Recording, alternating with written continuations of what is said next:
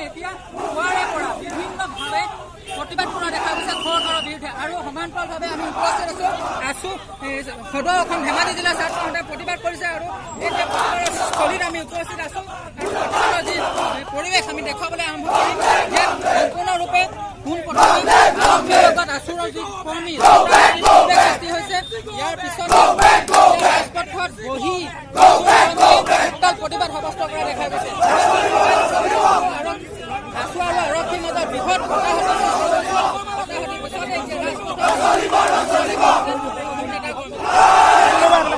বিভিন্ন দল সংগঠনে আজি প্ৰতিবাদ সাব্যস্ত কৰা দেখা গৈছে